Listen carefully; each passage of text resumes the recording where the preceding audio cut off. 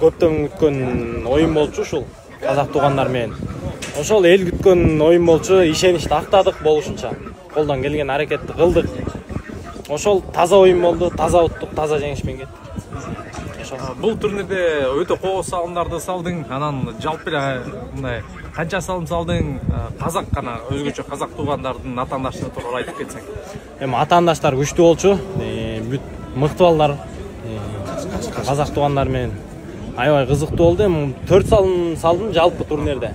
Экөөнү финалда салдым, экөөнү ушундай болду окшойт.